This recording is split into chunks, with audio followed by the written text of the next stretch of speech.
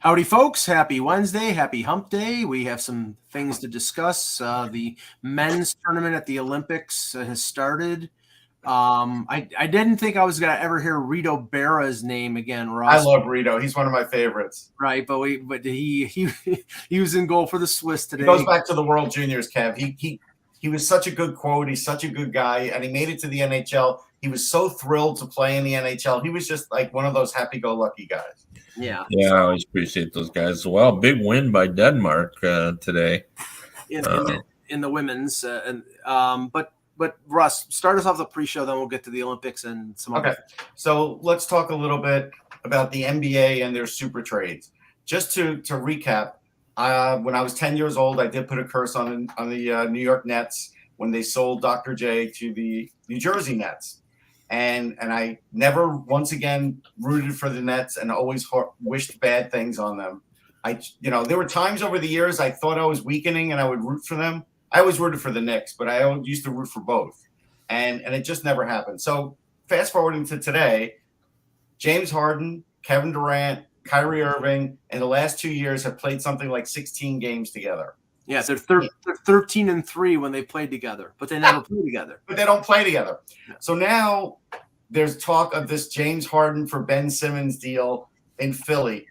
To me, this is one of the most incredible deals I've ever heard, because even Stephen A. Smith on ESPN had to tap dance around Ben Simmons in the sense that, now listen to this, Kev. If you're trading for Ben Simmons, you're trading for a guy that likes to play defense, will move the ball, but doesn't really want to shoot, and will pass the ball occasionally. Well, he'll pass it a lot. He won't shoot, though. And so it's like, how do you make a big trade for a guy like that that's not willing to shoot, that will play defense and dribble the ball? I'll give you an answer. When you're trading for a 33-year-old fat guy with a beard as big as Abraham Lincoln, who is, will make $50 million next year, Russ. And This is the thing. And now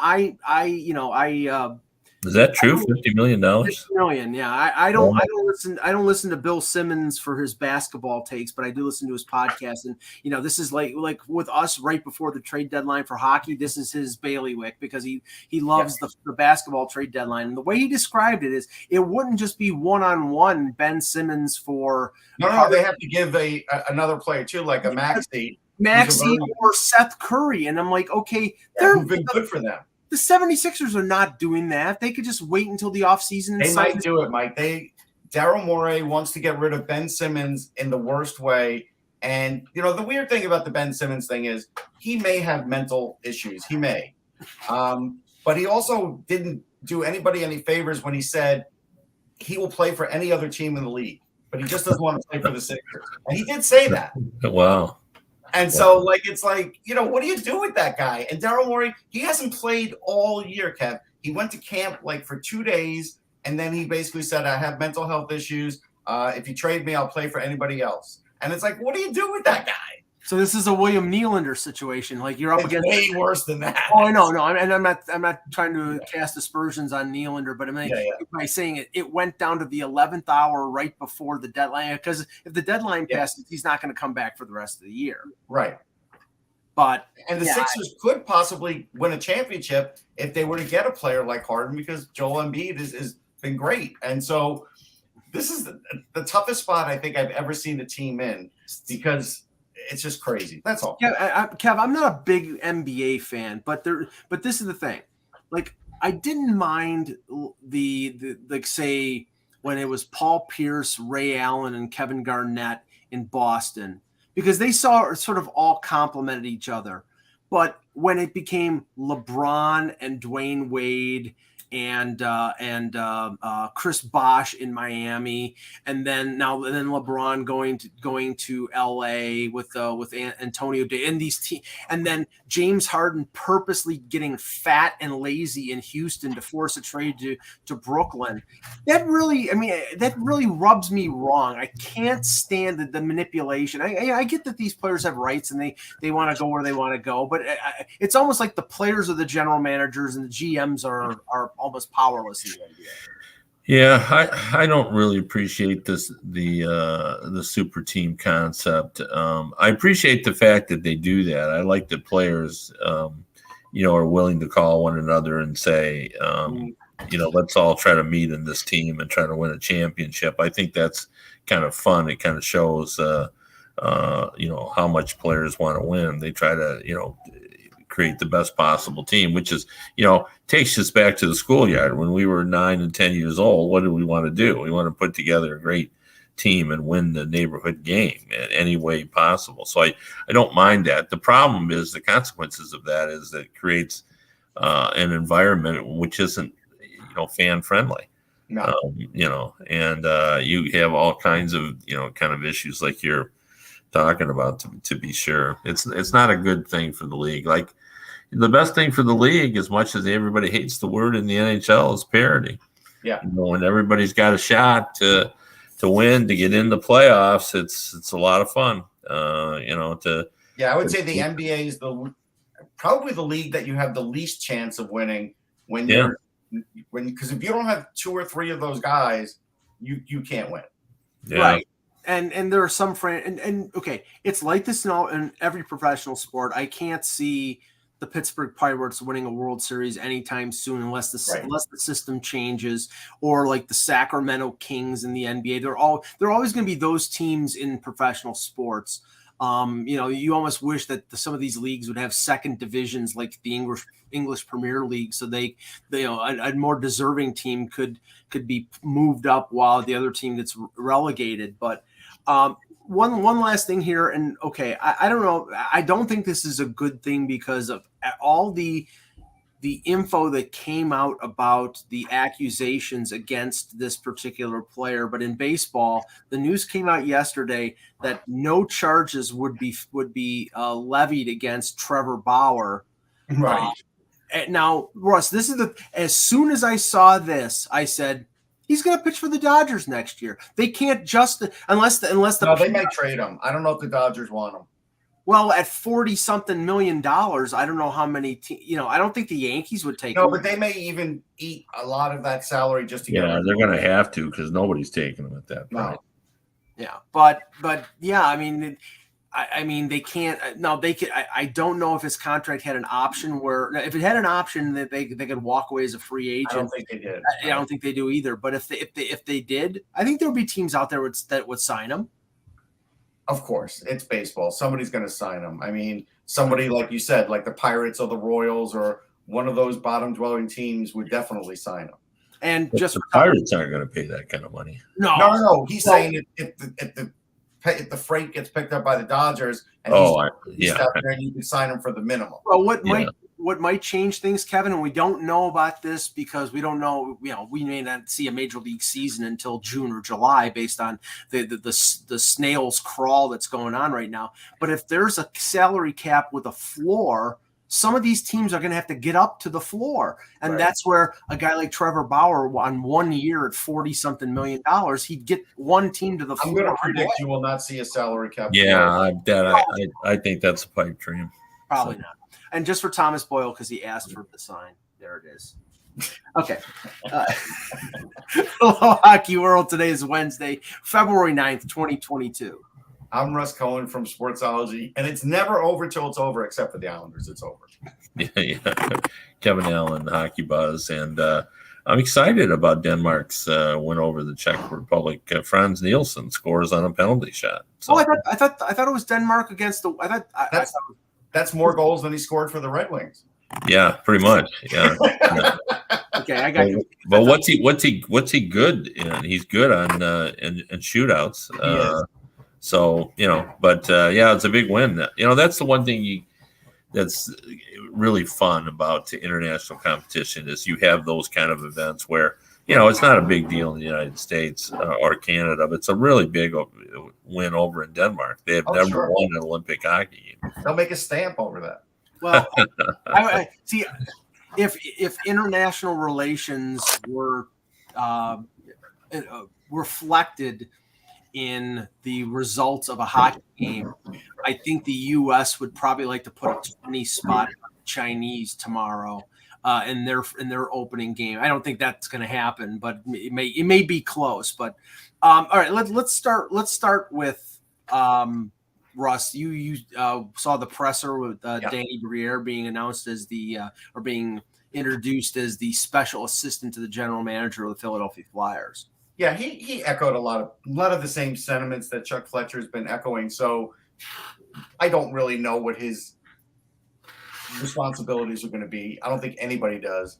So that part, I don't like the title because it's sort of nebulous, because it doesn't really give you a good indication of what he is going to do. But, he did talk about what he did with the Maine Mariners, and certainly has some good footing there to be able to be a front office guy. Definitely has, hockey smarts from being a good hockey player. But besides just being a Flyers favorite and being a good guy to have out there wasn't much to learn other than he acknowledged, player development hasn't been great. But one of the things he said that really got me was it's hard to give equivalents for back in Danny's day and now. And I'll give you an example. So he was like, when I signed my deal in 2007, the Flyers were in last place, and, all of a sudden we got good again, and it could happen again. And I'm like, okay, but you were talking about a very young Richards and Carter and R.J. Umberger. They had, they were playing with the Phantoms through the lockout. They just finished their second year of the NHL when Danny Briere joined. You had Claude Giroux coming up from the minors, and then you had some other good role players. All of that put together compared to what the Flyers have now coming up from Lehigh is no comparison, not yet. And so for me, it's like you can't compare these two things. And again, the one thing that is getting Flyers fans, and it's just too easy of a trap to fall in, so I'm not going to hold it on Danny. This has been the whole organization. You can't continue to say they're better on paper than what the results are right now, because there's so many question marks going into next year. Is Kevin Hayes ever going to regain form of 2 years ago? Even can Ryan Ellis stay healthy? Maybe Ryan Ellis stays healthy, so a little better. Their top pairing's better. Can they even do anything about replacing Claude Giroux? The answer is no. John Couturier is a heck of a center, but he's not Claude Giroux. Kevin Hayes is not really a number 2 center. No matter who you get in this Giroux trade, you will not replace Claude Giroux. So all of a sudden, that's taken out. And then if they lose Ristolainen, even the assets that you'll get back are just what you gave up for Ristolainen, but you're now going to be without that physical presence on the blue line too that you're going to have to now replace. So there's no way I could look at this team in the way the Metro is, and even under the best circumstances, say that they can have a chance at the wild card next year.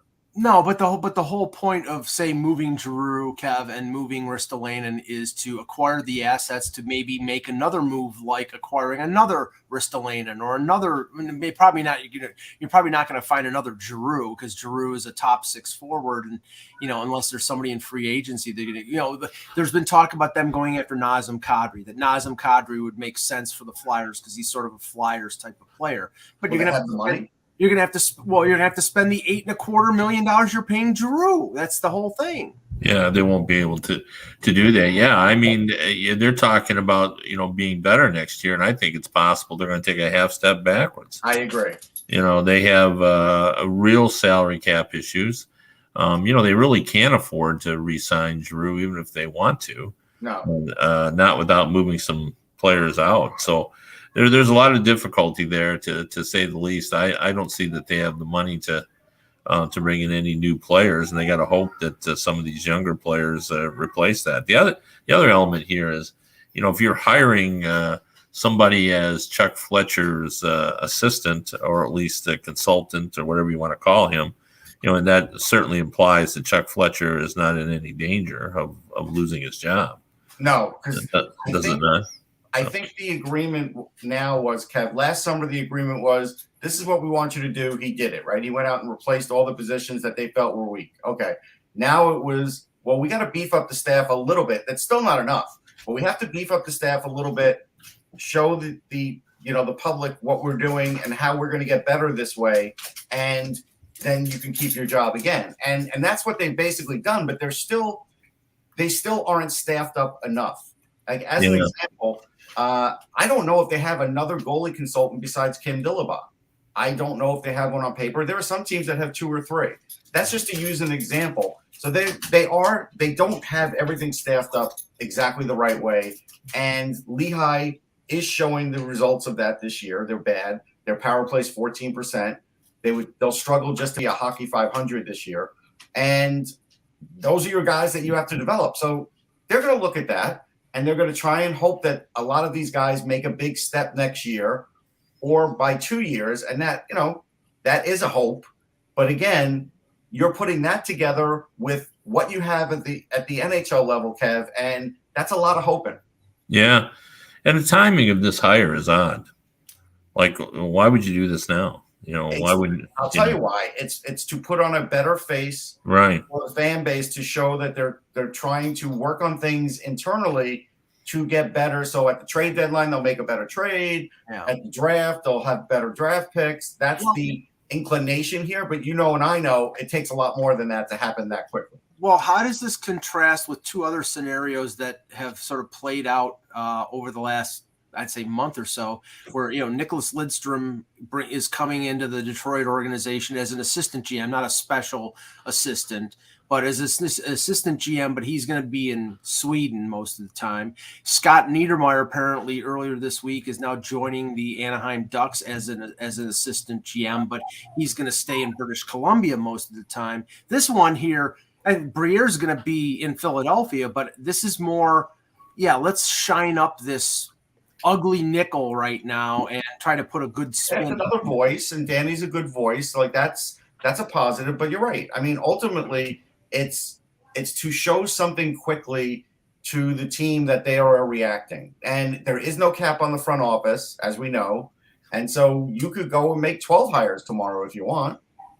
Yeah, I mean, the other 2 hires, there was logic behind them. Right. Pat Verbeek was just hired as the general manager. He's putting together a staff. That's very logical. Right. Detroit Red Wings, Nick Lidstrom has been part of the organization in the past as a scout. He had and he and Yzerman had ongoing talks, and it kind of bears fruit now. They had knowledge that Pat Verbeek was probably going to leave them or could leave them, and I think Yzerman was trying to reconfigure his cabinet. So that made sense. This, to me, the Flyers in a situation where they're going to have to retool and look at things. Like, to me, this move, and I have no problems with Danny Briere. I agree completely with Russ. Like, he's a very quality hockey guy. Mm-hmm. But usually these kind of things are done after the season, after you do a total review of what's needed, instead of, putting a patch on it. Now, I mean, that should be part of, 3 or 4 or 5 hirings that are announced to simultaneously look, this is what we're going to do. But this is the other issue, Kev. This is the other elephant in the room. They're willing to say in press conferences, hey, we may not make the playoffs this year, and we get that. But what they're not willing to say is, but what they are doing by sending down Morgan Frost and Cam York and guys back to Lehigh that were up there for a little while, doing well, and keeping all the vets in there, you could say that they're showcasing them, but there is also a belief that if they win, but if they were to win 10 or 15 in a row, they could get back in it. There is that. I guarantee you, in deep down, there is still that belief, and they're not fully giving that up. I'm using this sign for the Flyers now. I know, but they're not giving it up. Yeah, but I mean, that's what it tells me. Yeah. No. I mean, I'm not advocating. I'm not advocating a just blatant Arizona, Buffalo, Montreal type of tank. No, they won't do it. They won't do it, and they can't do it because of the market, Russ. But I think that they should do it because already we see on some of the main writers like Sam Cacciardi is already starting to list the top prospects that are available this season. He did a story. I read the story about if they were picking now, like who would be available and so forth. So I think there are people thinking in those terms already. People in the media, fans, I don't know how much of their hierarchy is, Kev. Yeah. I mean, I don't know the answer to that, but I got to hope that somebody there is thinking about it. Oh, I know that they know it's a great possibility that they won't. Yeah. But they're not saying, they're not even talking about possibly trading anybody yet. And the fact that they basically have let all the veterans stay in the lineup is all you need to know. Well, Russ, I think they're not trading the veterans yet because especially with Drew, with an $8.25 million cap hit, they have to wait until probably the last minute to be able to, for another team to be able to fit that amount under the cap. Yeah, but as an example, Keith Yandel, there's no reason for him to play another game as a Flyer. He set the record. They did a very nice thing for him. Kessel will end up passing him. You've got Cam York in waiting. You've got Zamula, who could use some NHL time, who's been really good in Lehigh. And Keith Yandel's just sucking up that time. He doesn't make a lot of money. You could eat half of Keith Yandel's money now, and someone will take him tomorrow. There's no reason to leave some of these guys in the lineup, blocking kids from getting time. But what's going to happen here is they are going to do that, and these kids will end up getting like 20 games at the end of the year. But Mike Yeo said something even kind of disturbing yesterday, and I don't think he meant to, but it's disturbing, and it disturbed Kevin's dog too. And that is, Mike Yeo said, well, hey, Cam York's going to go down. He's going to play in every situation, which is always good. Don't get me wrong. And he might even play up to 30 minutes a game. And I'm like, you don't want to do that. I get you want to play a guy every situation, but you don't want to play a guy 30 minutes in any. That's not a good idea as a defenseman. Yeah. All right. The big news of last night, and let me just see if I can share the screen here so we can see it here in all of its glory.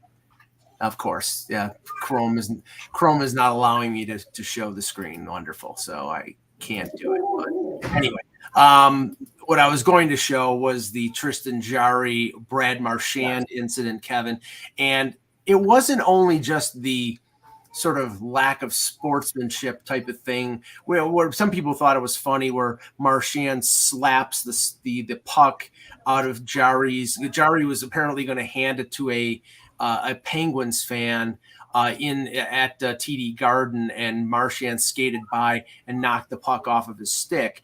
It was the, sort of bolo punch, and then another. I think he cuffed him with the stick.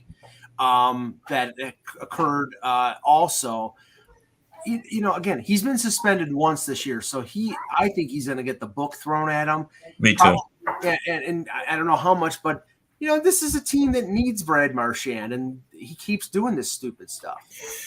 Yeah, I had just written a story just talking about the mathematics of, the Red Wings playoff hopes, which are, pretty much non-existent. But, if you want to open the door a crack, you do things like that.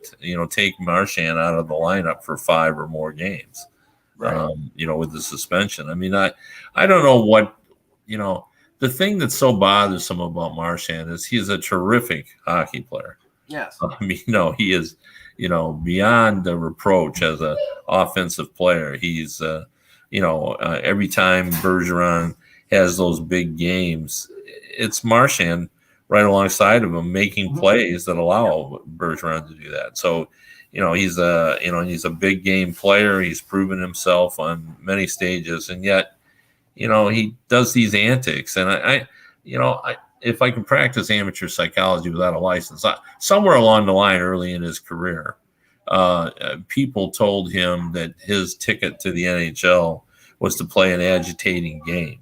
Yeah. And he bought into that, but he doesn't need to do that anymore. Like, he's not, doesn't need to be that guy, but he is that guy. He's become that guy.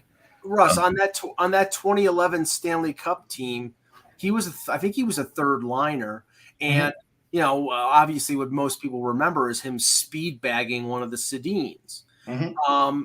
I mean, at a certain point when you're a star and you need to play 20 minutes a night for your team to win, you got to stop this stuff. Here, to me, this is the bigger issue. This is where you kind of wish, like Joe Pesci could be like commissioner for a day and really just threaten Brad Marchand in a way that, listen, the NHL needs to get their fans back. They have a very good connection with their fans. This is something where Tristan Jarry is going to do something really nice for a fan and give them a puck and this idiot has to break that up, and that's what gets shown on TV. That is not fan friendly. And if I'm the commissioner, I'm like, listen, if you want to continue to get paid what you're getting paid, stop doing this nonsense. And I would suspend them for 10 games. And I'd say, because now you're damaging the sport. You're not just an idiot on the ice, but now you're the idiot in the eyes of the world. But here's the other thing that some Bruins fans told me. I didn't see it because I didn't see that game. I just saw some highlights. And look, the Bruins were ahead in that game. Pittsburgh, as being Pittsburgh, came back and won. And this is why Pittsburgh's dangerous. Apparently, Crosby may have slew-footed Patrice Bergeron, and Bergeron is out now with concussion.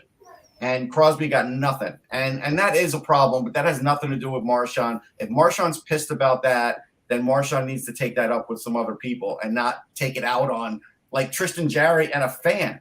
Like, it's just, Marchand should basically do something for that fan. He should go up to Jarry and say, hey, you know what? That was wrong.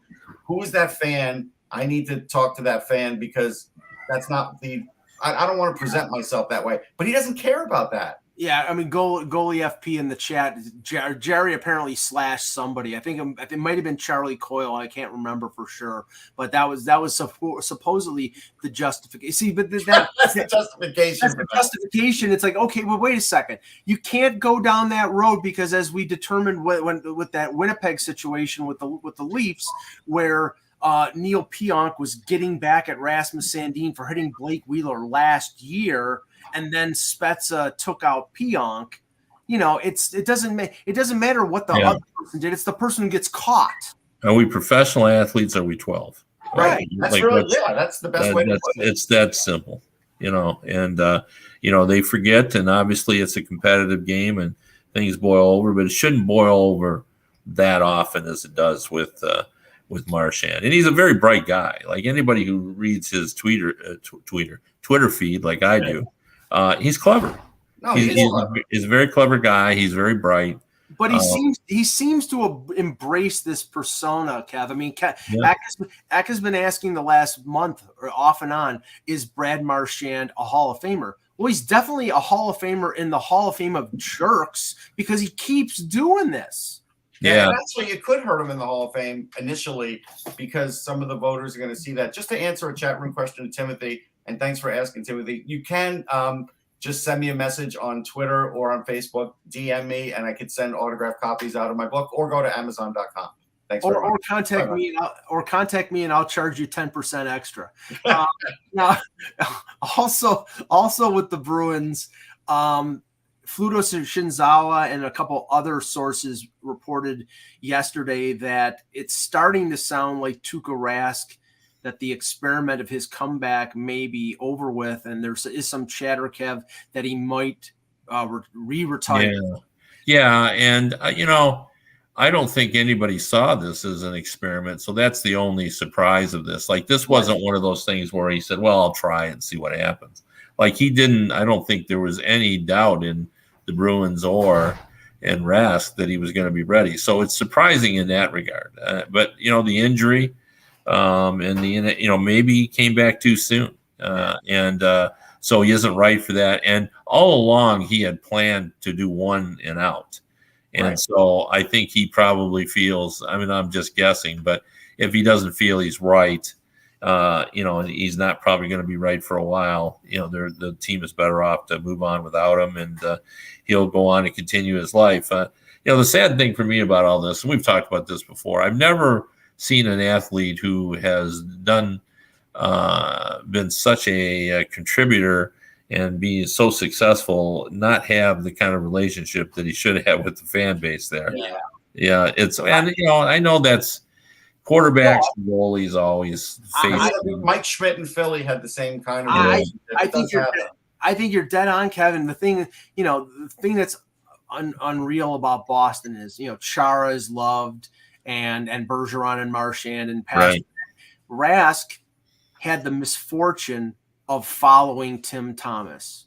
And Tim Thomas won them a cup and was that lovable, sort of flopping around goaltender. And Rask is very controlled and very unemotional. And, and they never really grasped how good he was. I mean, I did, because obviously he was a product. He was a first-round pick of the Leafs, and John Ferguson Jr. in his infinite wisdom traded him for Andrew Raycroft a long time ago. And, he's had a fantastic career, and he was responsible for getting the Bruins to the Stanley Cup final in 2019.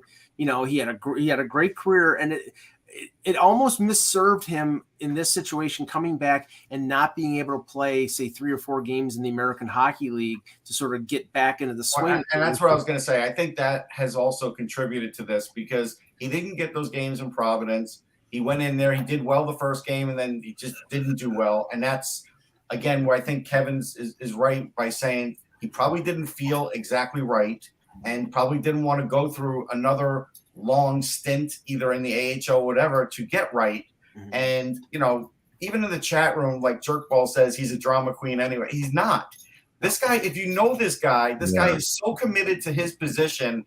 It's unbelievable. The teammates love this guy. Like, he's a gamer. The thing is, though, we did talk about it on the show before. He has a lot of mileage on him. He played a lot of games, and he didn't miss a lot of games for a long time. And sometimes this happens to players. And so I just think he felt like, all right, this was my shot to get back in. It didn't go great, and I'm just done now. That's it. I'm okay. Yeah, I don't normally do this kind of stuff, but it's really a misread to call him a drama queen. Anybody, I've interviewed him several times one-on-one, and he's a very team-oriented, family-oriented guy. He loves playing the game. He was one of Char's closest friends. Very, as Russ said, very, very, very popular with his teammates. Yeah, they love having him around. He's a good guy. It's like he was totally miscast for whatever reason. But he really is a good guy. So Zach Ronaldo liked him, and he doesn't like anybody. Yeah. This is a guy like that you want to have around, but for some reason he was miscast. It'd be interesting to sort of go back and figure out how that happened. And maybe Mike's absolutely right. Maybe it's just as simple as being a contrast, the anti-Thomas. Yeah, I think that's what it was. Yeah, so popular. In fact, if you remember when he left the bubble in 2020. The not the media. I think the media were just the fans. Yeah, the fans were on. The fans were like, he's a turncoat. And the team backed him 100% because they knew what the story was. They knew there was a family situation going on, and he had to take care of his family. And they didn't begrudge him one thing. It's really strange that a fan base disliked a great player as much as the Bruins disliked Tuukka Rask. Although he's had a longer career because he's broadcasting the Beanpot. So there you go. Yeah. This is not the 1950s anymore. Like, players really understand, family first mentality. In fact, most players, most players, all have that kind of attitude. So when a player has family issues, with regard, especially with young children involved, they're very sympathetic, because they think, well, that could be me, and I would want people to be. So the players really didn't have any issue with Tuukka Rask's issue with his family back then. Yeah. Now, I'm not going to go over every game last night. I just want to talk about one game in particular because it just illustrates my point regarding this particular team, and that is the Edmonton Oilers, and that is a 4-0 shutout for Laurent Boisseau against the Oilers coming out of the break. Again, this is a team that's in trouble. This is a team that, they're not out of it in the sense that they're mathematically out of it, but their games played advantage because of the situation in Canada. They have a few games in hand, just like Calgary does, and they're only, I think, 5 or 6 points out of the top 3 in the Pacific. But Kev, I watched a lot of this game, and the Oilers were dominated by the Golden Knights. And this is a Golden Knights team without Eichel, with their backup goaltender, and it wasn't even close. Yeah, and this is in their heads now. There's no doubt about it because there's a lot of talent there, and as much as we pick apart apart at their goaltending, and for good reason. And we note that there's still a defenseman short, to be sure, maybe two. There's still so much there.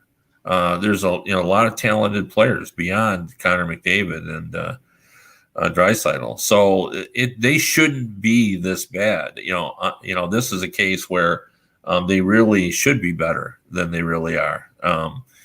So that tells me that there's something going on. Something's not right. They're going to have to do something. The players are waiting for something to be done. And it may be as simple as what everybody has known for a long time. They need a goaltender. Players always say, well, we play the same no matter who's in goal. No, you don't. That has never been the case.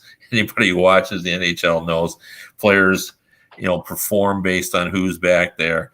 When Dominic Hasek was in the Buffalo Sabres net back when he was seemingly invincible, they took more chances than any team I've ever seen in NHL history. And when your goaltending isn't sharp, you play more conservatively. You don't push up. You're careful. So it just disrupts everything. It gets in your head. And I think, that's what we see in Edmonton. Just it's a mental thing for them. Yeah, I want to mention, Mike, Winnipeg gets the shutout against Minnesota. There's something I want to mention about Winnipeg because in the game before the All-Star break, they played the Flyers, and I was waiting on the Winnipeg guys and with a few other of their media and one or two other people from Philly. And normally you get that 10 minutes after a game. It went to like 20, 25. And the word was they probably were hashing things out in the locker room before they hit the road, meaning, really kind of letting everybody know what's up and what you need to do and what's wrong with this team and everything else. Now, when Paul Stastny came out and spoke, he was asked about that. And he as a veteran will do, he was like, no, there was nothing really talked about. And, of course there was because it took you guys like 20 minutes to get here. But the point was, I feel like between that and things that Josh Morrissey said, because he had just come back off of COVID and he had been out for with the team for a couple weeks and not playing. Then he plays a couple games, he gets COVID, he's out again. He plays again, like in Philly, and then he goes, and I'm going to be out again, right? Because there's the All-Star break. And I think that did really skew the way the Jets were playing. And so I do think if there's a team that's going to go on a little mini run here, it could be them because they are probably better than what their record is. Even though I didn't pick them for the playoffs, they still have some good players. Hellebuck is Hellebuck. No, hold on. But I just think right now you're seeing the pride part in their team, I think. I don't know if they're making the playoffs. I still think they probably don't. I think we're going to see better play out of them. I think they're much better than their record is. I mean, I picked them for the playoffs, and there was an ugly incident in that game last night, Kev, where Marcus Foligno, and Marcus Foligno is a big, tough player, but never doesn't really have the reputation of cheap shotting, and he knees Adam Lowry in the head during after flipping him over after a fight, and Foligno is going to face supplementary justice from the Department of Player Safety.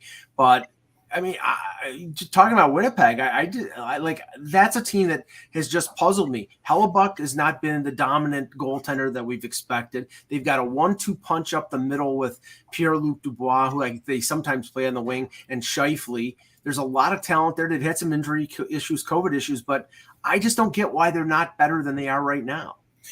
Yeah, and there's been a lot of fingers pointed at Scheifele, and some people have suggested that he was one of the reasons why Paul Maurice, had difficulty with the team as well. And in fact, I saw Craig Button. I wasn't able to listen to it, but I wanted to. They were teasing the TSN was that Button, basically said he thought that. Kevin Cheveldayoff needed to take stock of his team in the next week or so he can, make some decisions about what. I think they did it that day in Philly. I think that's exactly what happened because I was in the elevator with Cheveldayoff, and he is usually a guy that's jovial, will always talk to you, say something. Great guy. Yeah, he looked down at the floor, Kev, and he was mad. Yeah, and I could see it, and so nobody spoke or said a word to him, and I bet he went right into the locker room with that. This is off topic a little bit, but it's a great story. The best either player or coach reaction to a lengthy meeting I ever heard was years and years ago when Barry Melrose was coach of the LA Kings. And I was in the Los Angeles, and he had benched Luc Robitaille during the game. And we were all waiting outside. It was the Forum. It was an old building. And you could hear Robitaille and Melrose just screaming at one another. And there was also, now other players involved. It was a full-on screaming match at everybody. And you couldn't hear. It was muffled, but you knew. But you know what's going on. Yeah, you know what's going on. Yes. So Melrose comes out, and, of course, the first question is can you enlighten us on what went on with Luc Robitaille? And he said, well, it's like this. Luc and I both love to fish the Great Lakes of Quebec, he said. And Luc likes 20-pound test line, and I like 30-pound test line. And we were just debating the merits of each. and we all just started laughing. And then, of course, when Luc came out, we did that. And I have often said it was the best job I'd ever seen of a coach or a player of diffusing a situation, because they gave us something to write. It was funny. They made light of it. It was a serious situation. But Luc just went along with it too. Yeah. And, said some things as well. And so, everybody had a story. We were able to sort of explain what went on in such a way that, it wasn't the end of the world for the team. But we got our point across too. Everybody was a winner. I thought it was brilliant. We've all been around a locker room where they're screaming. And what usually ends up happening is by the time they let us in, there's usually nobody in the waiting room or the locker room. Usually everybody's gone, and then they just send a few back in because they don't want anybody to see what it's been like. But sometimes they've opened the doors early, and we've sort of caught some of that. And it's always they actually have cleaned up the crime scene as well. Yes. Most of the bags are packed, and you don't know, what happened. There's been some great historically, incredibly, entertaining stories. There was one where two players, it was Philly, and I want to say it was Pittsburgh, were going to fight in the hallway to the point. I want to say it was Matt, not Matt Ellison, but Matt something. He came out of the Flyers locker room in slippers and was going down to the Pittsburgh area and was going to have a fight. That was commonplace in the 80s. Yeah, right. But I remember at the old Odd in Buffalo, there was a hallway in between the visitors locker room and the home locker room, and if I had $1 for every time a player came out of the locker room and they fought in the hallway underneath the stands, I'd be a millionaire.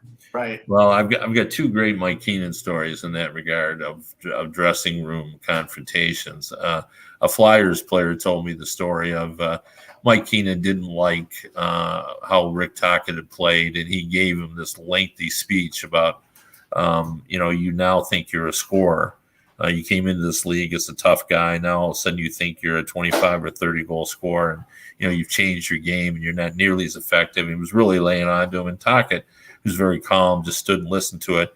And and when he was done, Tocchet said, "Okay, Mike, now I'm ready to fight. You and me right here, right now."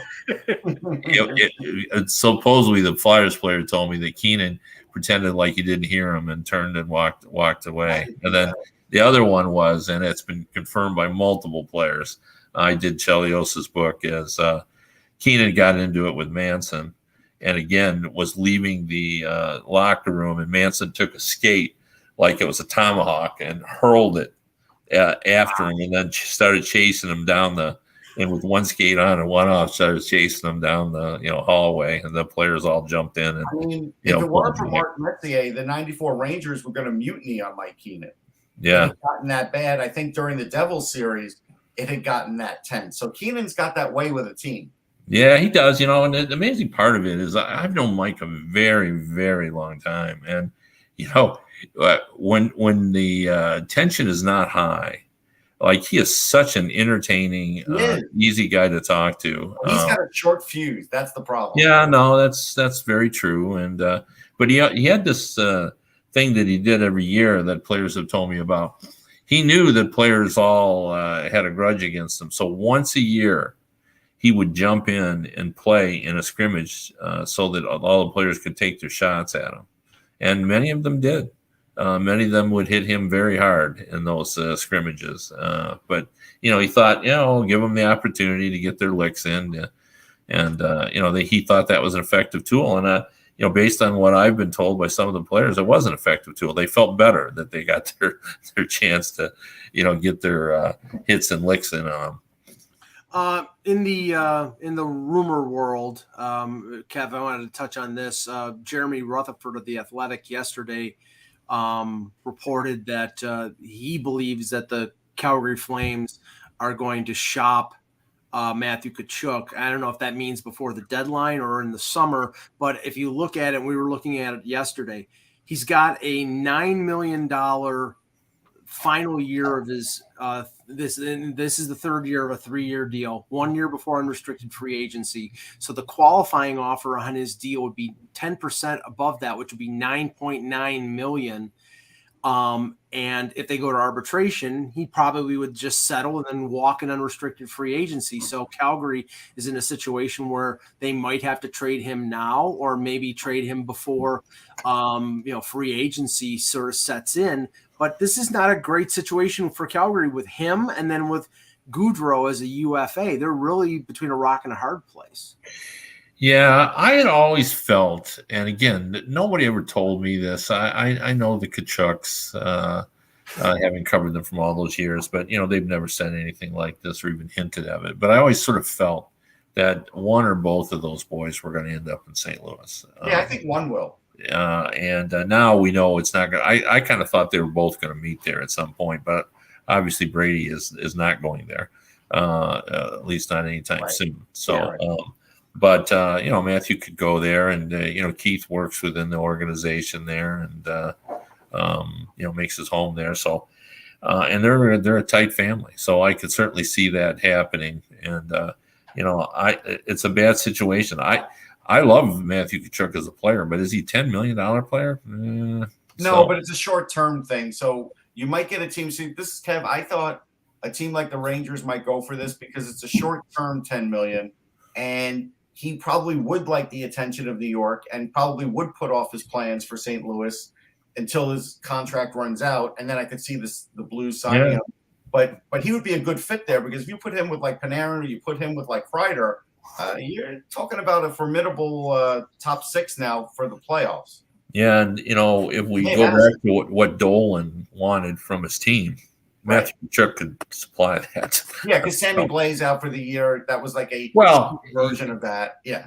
Yeah, and those type players are all temporary plugins. Right. Tkachuk, I mean, I like your thinking on that. You get him in for the short term, and then you get him in a real contract, a contract that's makes more sense for the team perspective. And he might like the bright lights of. I kind of think he would, based on the mentality of the Tkachuk family, and I've interviewed them and you've interviewed them, and we know what they're all like. Even Keith I ran into during the Cup, they're all the same. All those guys are the same. Yeah, no, I know they're a good bunch of guys, and it's fun to guy. You know who Keith looked up to as a kid? Jeremy Roenick. Oh my God. Yeah, he was behind him, and his dad was a firefighter, I believe. Would go to the games and watch Jeremy fly up and down the ice for Thayer Academy. And I was just going to say, go ahead, finish, and then I was going to say, flying up and down the ice at Thayer Academy with his jersey flapping behind him, and said, "You got to play with his energy. That's the guy you want to." Because if you remember, Roenick, when he came into the league, was a Tasmanian devil. He was just flew all over the ice. Yeah. So. Chicago, he was unbelievable. Yeah, I guess it was a great honor. Didn't Tkachuk get a chance to ruin the hotel room with Roenick during the Olympics? No, Roenick wasn't involved. He wasn't. That was Modano and Chelios and. Oh, okay. I always thought it wasn't Chelios. Chelios had the greatest alibi in the known to man. He was with Cammy Granato. Oh, okay. The Granato family and the Chelios family were friends, and they were all out to meet. So, yeah, I remember running into a Chicago reporter, and I said, "Did you get your guy?" And he goes, "Yeah, I found Chelios, and he was with the Granato family. They didn't know anything about it. they had been. Because I remember they did something like back in those days, like $2,000 worth of damage or something. Yeah, no, it was a big incredible event. Yeah, it wasn't Keith Moon hotel trash, but but I mean, for hockey players, it was a big deal. And because I was in the hotel business, I was just like thinking about going into it. Yep. It was a big deal. That's one of the things. They could have nipped that so quickly, and the mistake was just not owning it. Like the cover up was the problem. Yeah. It was bad, but it wasn't the end of the world. You could have come out the next day, and Chelios ended up paying the fine, but it was a few days later, and there really wasn't the kind of mea culpa that you really need. If you would have come out the next day and said, guys got carried away, it was out of hand, it was inexcusable, we're all totally embarrassed by this, right, and just fessed up, like it would have been fine. And it sort of derailed that team, because remember, this is 98. I believe that was the first year of the NHL and the Olympics. It's coming off that World Cup where the U.S. beats Canada. So a lot of people thought, okay, this is our great chance to get our first gold medal since 1980. And it just never really happened because that incident happened, and then they just didn't play well on the ice as well, and it just seemed to derail everything. Well, that was at the end of the Olympics. Yeah. That was after they had already played, but they didn't play well. I mean, they came in with high expectations. They had won the World Cup in '96. They had that team had really come together, and it looked like they were going to play well. I remember Keith Tkachuk throwing his stick as he left the ice, if you recall. He was so angry at how I don't remember that part. Okay. Yeah, how poorly the team had played. It was just everybody was just disappointed and bitter, and they had a lot of talent on the team. Yeah, no, it was a great team. But the apology thing, I remember writing a column based on a true story of an event that I was made aware of a wedding that was happening, and for probably still unclear to this day, the party. Bachelor party was held the night before the ceremony, and the best man had been part of all that and had too much and slept through the ceremony, didn't show up for it. And so when he was at the reception was there, now everybody was worried. No one could find him. He shows up at the reception, and when the person who told me the story called it the greatest apology ever. He walks in the front door and everybody runs up to him like, "Where have you been?" He didn't say a word, walked up to the microphone and said, I am embarrassed and humiliated by my conduct last night. But the only thing that can make this day any worse is if you guys spend all your time trying to talk to me about it, trying to berate me about it, because this day should be about the bride and groom. So let's accept that I'm a total screw up, and let's move on with the day and celebrate this wedding. Okay. And with my friend who told me that story called it the greatest apology ever. Because if you went after him now, if you went after him, now you were going to be the one who was disrupting the wedding and making it worse. Yes. So, but Well, I remember writing that column saying that's the kind of apology the Americans should have given. We're just totally embarrassed by our conduct, and then it wouldn't have been any problem. But as it was, it became a much bigger issue because they wouldn't admit who it was. I remember reading a bunch of articles about it. Probably read yours too. Yeah, I'm sure. So it's ironic that just to connect to this Olympics, Chris Chelios playing for the U.S. in Nagano and Jake Chelios playing for China. Yeah. There's a long history of strange. If you could, used to be you could prove that you have some heritage, you could play for the team. I remember Italy put together a team. I think it was 92 I think it was 92, and like Bob Mano played for. I mentioned that, but I don't even think it was 92. I think it was like 84. I think it was like Sarajevo because he played for the Leafs in like 80 and 81, and then he was out of the NHL and he was playing in Europe, and he was Canadian, but he played for Italy in the. There were a lot of like if your name ended in a vowel, they would take you. So. There was a lot of that kind of going on. So there is a long history of that. And, it's all about just trying to put together a competitive team. Yeah. Oh, by the way, so Marcus Foligno is getting a hearing for that knee to the head of Adam but Lowry. it's not an in-person one. So, but Marchand is an in-person one. So no, but still, we should talk about it in the sense that was pretty gruesome.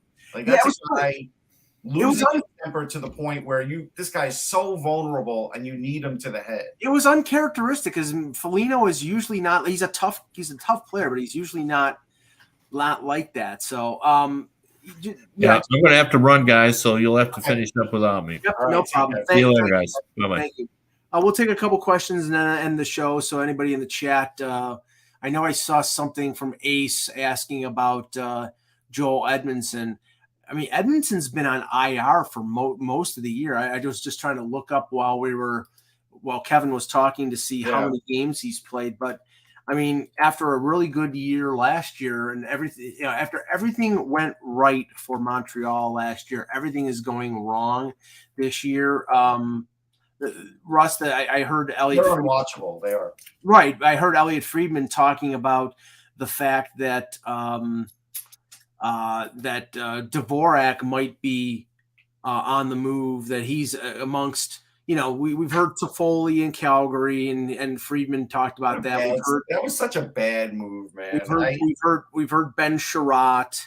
There've been other, potential moves, but Dvorak, with the term left in his contract, apparently there are Western Conference teams that are interested to think he's a lot better than what he's played in Montreal. And Edmonton is going to make him a third line center. If they're going to make him a second line center, he's not going to be any better. Or maybe he's a winger. Maybe they'll play him on the wing. No. He's a center. He's a natural center. Again, it's just, how many times do we have to hear where teams go and get a player and think that he can play a role or play up to whatever he's been successful at? That's 95%, and this isn't like a real stat, but I'm just saying in my head, 95% of the time it doesn't work out. Well, that I call that Ville Laino disease. Ville Laino was a center in Detroit, and Babcock said he couldn't play center. He goes to Philly as a winger and has a phenomenal playoff, and then Buffalo signs him as a free agent, and what do? They make him a center, which he proved he couldn't play. Right. It's crazy that they thought, and again, I caught static on this show. I tried to say that I followed him for pre-draft. Like, I interviewed him. I've interviewed him a bunch of times. I've watched him a bunch of times because I like the way he plays. I just never saw the fit. And sometimes you just can't do that with a guy. You just, for every Mika Zibanejad where it works out, like he wasn't a number one center and he becomes one, there is, 100 Dvoraks at teams. Let's see here. There was a couple questions in here I saw going back. On my books? No, I already answered that. Oh God. Yeah. I gotta sell, man. I'm an independent here. Yeah. Russ and Mike. Oh, it's the head of the Mike Agello fan club, Terry 3G. Yes. Good man. Number one. Leave him number one. He's number 3G, but he's number one in my heart. Leafs looking for D. Someone suggested on socials they look at Kraken, not Giordano, but Jeremy Lawson. Lawson will give you the grit and the physicality that they want. If they feel like that's all they need, it would be better than Giordano, because Giordano, he's older. You don't know if he's going to run out of gas in the playoffs. Yes, he's more offensive, but he's not like a ton more offensive. Like, how many points does Gio have this year? I think he has like 6 or something like that. Let me see. Yeah, he's not the same player. No, he's got 18. I'm sorry. He's got 18. But that's still, he's not the same player. Even he's getting number one defenseman ice time. Right. So number one defenseman, right? Most have probably around 25, 30 points at this point of the year if you're a true number one. Yeah. Right, but they're a challenged offensive team. Yeah. But okay, here's the thing.